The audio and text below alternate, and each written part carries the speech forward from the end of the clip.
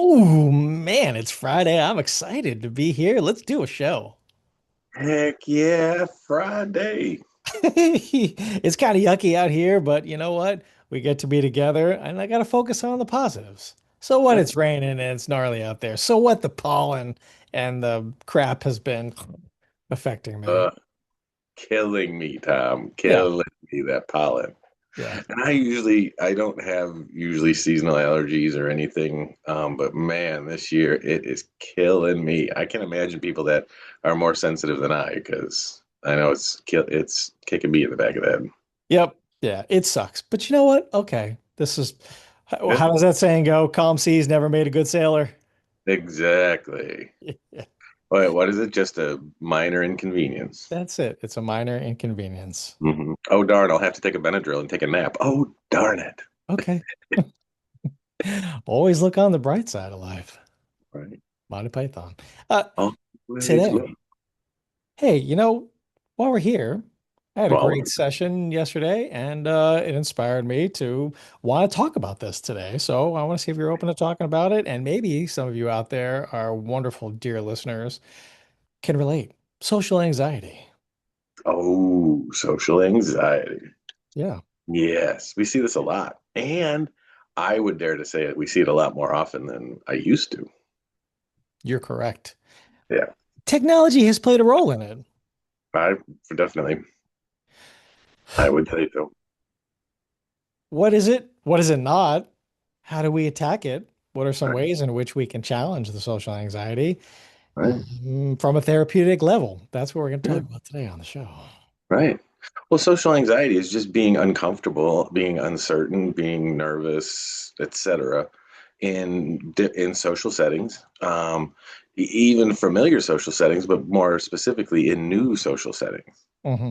So it's that whole, oh, I've got to go to whatever, a store that I've never been to before. I wonder what it's like. Are there going to be a lot of people there? And, well, and then your brain goes down that, Yep. that path. All the And what ifs you in the had world. you had posed an interesting question right before we started recording, and maybe we can kind of start there and lead into it. And you said that, is it something that is genetic or is it something that's learned? Hmm. And I asked the question, but my answer is I think there's certainly some of both. Hmm. Some people are just like we're born to be predisposed to have, brown eyes and gray beards and be devastatingly Yeah. handsome. Yeah. We can also be predisposed for medical conditions like diabetes or Mhm. weight issues or anxiety, depression, Absolutely. schizophrenia. Those are all can be genetically linked for sure. I mean, there's a lot about genetics that we don't know, right? Hmm. So yeah, of course. So also, Hmm. definitely it can be a learned thing by observing your family, Right. by engaging with those around us in social environments. The first social setting is our family, and then once we get into school, now we have another social setting, and then Hmm. as we matriculate into the different grades, Hmm. and then we end up working, and then all these different social settings. And if we have, as we're observing those around us, we start to feel different than others. We start to compare ourselves to others when we're online looking at social media. There's this tremendous comparison to what everybody else is doing, and it makes us feel less than because, I mean, there's always going to be somebody better looking who's got, more money, who's got the arm candy that you want, right? Who Hmm. has the skills you always. However, you are that for somebody too. For sure. Absolutely. So we talk about how comparison is really like, the thing Mhm. that's robbing you of your joy. Right. But Yeah. feeling bullied, feeling rejected, feeling embarrassed, even if that's a perceived Mm. negative response or judgment from others, that creates learned social anxiety. And it gets worse over time. Right. And let's talk about the stages of validation, right? So when we're younger, we want to be validated by our parents, by our caretakers, our grandparents, our teachers, Yeah. right? We've done a good job. We're a good boy. We're, we're a good person, those kinds of things. And then as we get older, we break away from our families, rightly so, right? We need to do that. That's a developmental stage. And we want to be validated by the world around us, by our peers, right? Yeah. So that's why everyone's such a cut up in like middle school and high school, and they're just doing dumb stuff, right? We Uh-huh. didn't do dumb stuff, Tom, but everybody else, they did dumb stuff. Not me. Not me. Mm, But we look for validation from our peer group and the world around us. And that's where a lot of that social anxiety can come from because, oh my gosh, he did XYZ or has XYZ, and why don't I? And how do I compare? And how does the world view me in absence of XYZ? yeah. I mean, basic survival, we need to be accepted by some group. If we are ostracized, if we are, what's the more popular term now? Othered, right? Other, Yeah. yeah. Then it really equates to death. If we get pushed out from the group and we're an outcast, we're ostracized, that means we're off to fend for ourselves in the wilderness where there's wild beasties and all these things that are going to annihilate us.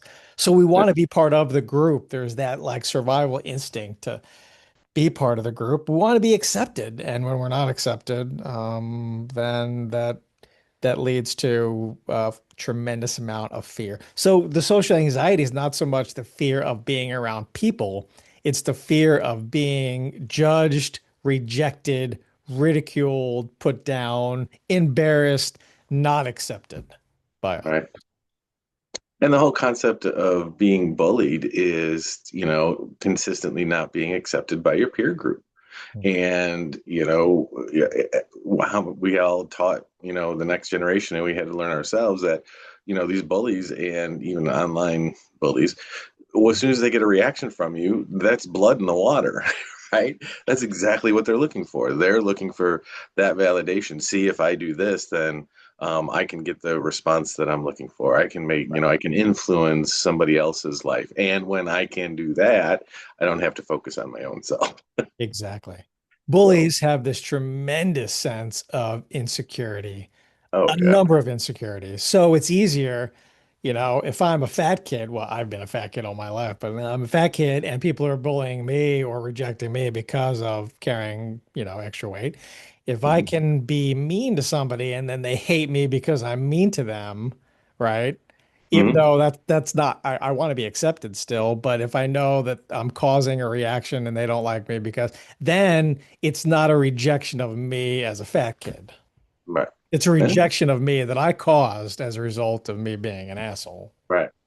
So it goes back to that control issue, right? We want Yeah. to manifest destiny. We want to be in control of our lives. And there are lots of issues around control, non-suicidal self-injury, cutting, self-harm behaviors, eating disorders, a lot of different mental health issues, substance use disorders Correct. are all around, can be around control issues.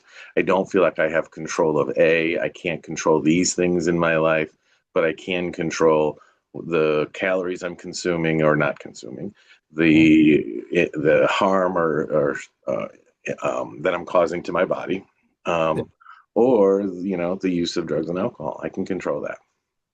And that becomes an addiction in and of itself, any one of those things, because those things work because they are within your control, despite the negative consequences that become those things. Right. I'm in charge of those, and those feel good. I can't control what other people do or say or how they respond to me, but I can control these things, and that feels good, even if they're harmful. Right. No. And I don't want to sideline the conversation, but I just need to put a period at the end of my thought on validation. So initially it's with parents and caregivers, then it's our peer groups. But where, Tom, you and I work all day, every day, is getting people to the next level and the final level, and that is self validation. I don't really care. It's nice to have my parents and my teachers and my boss say that I do a good job, and that's great, and I'll take it. And it's nice to have my peers say that I'm, whatever, and that's nice, and I'll take it. But really, the end of the day, the gold ring, the prize is telling myself that doing a good person, that I'm a good person, and I've done a good job. It's that self validation. That's the level that we want to get to, and that's where we find a lot of people are stuck, and Yeah. particularly, and it's tied into social anxiety too. They get stuck because they cannot self-validate. People who have social anxiety are terrified about what other people are thinking. They're not Mm-hmm. so much afraid of just being around people, it's what they're thinking, Mm-hmm. how they're judging me, and how I'm going to say something stupid. I'm going to be perceived as being weird. I'm going to be rejected in some sort of way. And therefore, I want to avoid being in those situations, which ironically, don't think about a pink elephant. Suddenly, that's all you can think about. The more Yeah. we avoid things, and this isn't just for social anxiety, this goes for trauma, PTSD as well. If we avoid situations and certain people because we don't want to have that uh, reaction or rejection or that triggering moment that comes up, then Mm-hmm. we become agoraphobic. We stay in the house. We don't go out and do anything, which makes it reaffirmed to us that people are dangerous, that being out there is dangerous, and we need to keep to ourselves and focus on what is within our control. So it makes it worse, and it just keeps getting worse. So there needs to be an intervention. And so that's where we come into play to help turn some things around. Mm-hmm. Mm-hmm. And Tom, let's not forget, as we talk about all the time, everything's on a spectrum, right? So some people are high on the social anxiety, but we all have some at some point. Like example, you and I, me not so much anymore. You would do a lot of public speaking, right? And how many times have we walked into a room of 500 or 1,000 people? And man, that first, that 5 minutes before you get on stage, it's like, what the heck? Why did I do this to myself? Why did I volunteer for this? Right? Why am I gonna this is torture. I don't want to do this. And then you get on stage and within 20 seconds we're in our zone and we're charming, informative, and we have 500 people's attention that are just sitting on the edge of their seats. Yeah. I started one presentation. This is my favorite starting of all the different ways I've started. Most of them I don't really remember, but this one I definitely remember it, and it was great. To me, it was great anyway, and the group received it well. So I said, this was the start, not the hey, my name is Tom and bop it bop it deep. It was like Uh-huh. so. My wife said my absolute favorite three words the other day, and they weren't "I love you." I was driving home from work and I called my wife and I said, "Hey, I think I'm gonna stop by the grocery store and get some stuff to make tacos because I figured you'd want tacos tonight." And she said, "You are right." And then it led into like the topic of the conversation and it was really good and I just just like that, but it was such a way to just like grab people, and Yeah. then that put me at ease. That put them at ease, and then I could go in talking about. But that was my favorite one. Share Uh-huh. that. And that's funny. That's a good one. I love that. Yeah, and you always try to start with a joke, and jokes, or at least something funny or humorous, or some an attention grabber. And man, those are tricky, right? Because we just don't know. They're not always that well received. Like, Yeah. and that's the worst thing is when you start like that and you get a like a, and you're like, all right, I got another hour of this. Let's go. Oh boy, here we go. All right.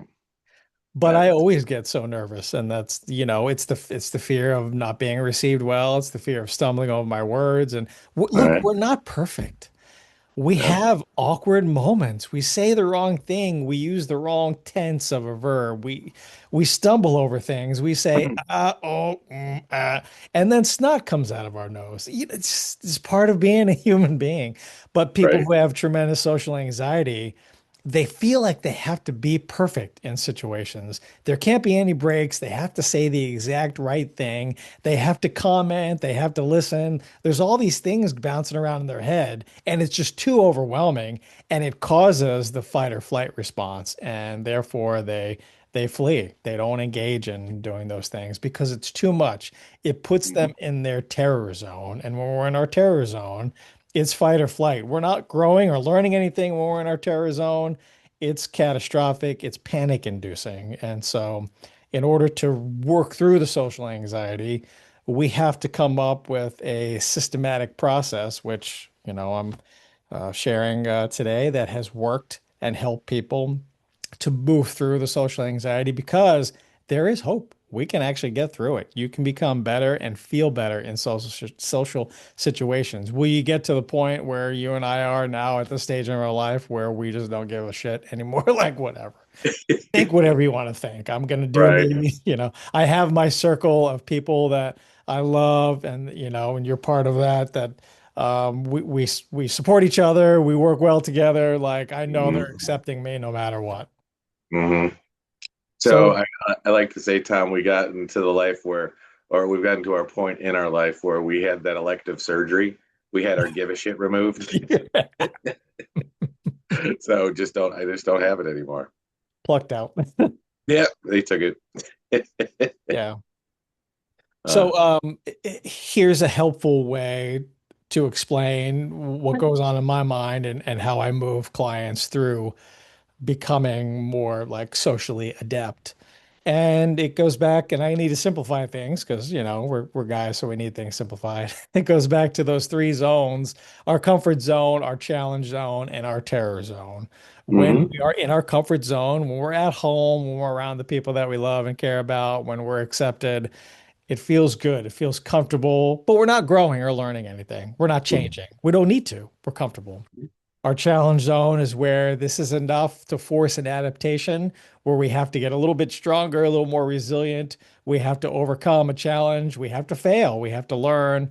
And this is where I want to move people into a little bit of comfort, then a little bit of challenge, then a little bit of comfort again, then a little bit more challenge to where that part of the challenge zone now becomes the comfort zone. And then we just keep expanding on that. And we stay hmm away from the terror zone as best as we can. And so hmm identifying for clients what makes you feel comfortable, what makes you feel challenged, what would you be willing to challenge yourself with, and what terrifies you. Let's stay away from the terror for now, right? hmm Let's focus on the challenging and then be comfortable when you need to be comfortable and then challenge yourself for 5 minutes one day. Come back to the comfort zone, then a little bit more, then back, then a little bit more. And this hmm helps people work through that social anxiety. Maybe it doesn't go away for good. Maybe there's always going to be, I'm thinking hmm people are thinking these things about me when they're probably not. They're probably thinking, should I trust this fart? That's what they're really thinking. They're not thinking about that zit on your nose. Hey, after 40, it's always a no. Right. All right. And it's funny, Tom, with social anxiety and particularly OCD, obsessive compulsive disorder, the gold standard of treatment is exposure and response prevention. And that's basically exactly what you described is comfort, challenge, and terror zone. And in that, exposure and response prevention, you make a list of 10 things, right? One thing is, mildly scary. 10 is my absolute terror point. Can't think of anything more scary. And you just try to continue to work up your list. You try to challenge yourself a little bit more. I can, all right, I've challenged my fours on my list. So what's my fives? Can I do a five? Right. Yes. Mhm. I think about one of my favorite movies, The Quest for the Holy Grail. And there's Ugh. this scene when one of the knights finds himself in this castle with like a bunch of really young women, and they Mhm. all want him. And then one of his buddy knights comes in to save him to get him out of that. And and he's like, can I just stay for a little bit longer? And he's like, no, it's too perilous. And he says, can I have just a little of the peril? Yeah, just a So little of it, right? yeah, so I think of that. We just need a little of the peril to work up the ability to see that what I'm thinking Mhm. people are thinking is not true or accurate, that it's actually okay. So if Mhm. if talking to people in a grocery store who are strangers is terrifying to you, then how about you start with holding the door for somebody and saying, I hope you're having a great day today. Or, Mhm. hey, I really like that shirt. Mhm. Something like that. And you see how people respond to that. Mhm. Usually they're not going to be like, fuck off, buddy. They're probably going to be Mhm. like, oh, thanks, or something like that. All right. Or maybe they engage in a conversation and that puts you in your terror. Maybe they're like, oh, I got it at a concert, up in Connecticut. And then they're like, Uh-huh. oh, okay. Well, hey, you put yourself out there. You engaged a Right. little with the peril. And then if you need to remove yourself, then go ahead. But by doing that, it builds up strength, Hmm. resilience, the ability to see that it's not all bad. And it's not about, somebody who doesn't have social anxiety. They're just like, well, that person's just really shy. Or just go talk to people. That's just not that easy. All right. Yeah. You They're know, over there. Go talk to them. no, thank you. Yeah. Thank you very much. We worry about the worst case scenario, and it very rarely happens, right? And my mother had bad anxiety, and she would say, if you worry about the worst case scenario, and in the unlikely event it actually happens, you've lived it twice. Why do you want to live that thing twice? Right. And she would just look at me and say, don't live it Hear that. twice. Yeah. Don't live it twice. And it's so true, right? We always worry about the worst case scenario, and it very rarely comes true. Mhm. You are going to run into times when you say something stupid. Hmm. Everybody experienced this. There's going to be Hmm. times when we feel embarrassed, when we're not accepted by the group, when we are awkward. That's part of our human experience. And people understand that. Hmm. They're not Yeah, going to criticize everybody, you too, for right? because they do it too. Right. And when you open the door into your forehead and you're embarrassed and you see the guy smiling, the guy's not smiling because you got hurt. He's smiling because he's like, I've done the same dumb crap. Yeah. Yep. Mhm. It's not you. It's so funny. People like, why do you think people care about you that much? Particularly strangers, right? I mean, your family Right. and friends, of course, but like, why do you care? First of all, why do you care about the opinion of strangers? And do you really think they're thinking of you? Yeah. You probably think this song is about you. Carly Simon, yeah. Yeah. Yep, for sure. So anyway, we have to engage in just a little bit of the peril, All right. get stronger, A little and barrel. then that becomes comfortable. All right. And Challenge then we yourself. build from there. Yeah, we All build from right. there. Maybe it takes years. That's okay. You All know. right. And it's like any skill. You got to practice it. You're learning guitar right now. It takes practice. Oh You got to yeah. put some effort in every day, and you challenge yourself with harder songs, harder Yeah. chords, harder, stretches of longer times of playing. Right. And that's like with everything. Hmm. Nobody is good at anything the first time they do it. So if you're Exactly. struggling with some social anxiety, try do little bits here and little bits there. You know, when you talk about people that want to start a workout routine, right? But they're afraid to do it. I'm like, just when you get a gym membership, just go walk around the gym and leave. Yeah. That's That's your it. first step. Just go Yeah. there, Okay. You accomplished that. Wasn't right? so bad. Right. And once you do a week of just doing a drive by or walking in, then why don't you get on the treadmill for 5 minutes? Just set it for Yeah. 5 minutes. Go in and grab a light set of dumbbells and do some, curls. Curls for the girls or buys for the guys, whatever. Whatever your flavor is, and then walk out. You just keep just adding just a touch of that challenge, get better, and that becomes comfortable. And we just keep building from there. Right. But then we see people that social anxiety becomes their whole existence. And we see that with everything, right? This is just who I am. This is just the way I'm built. This is me.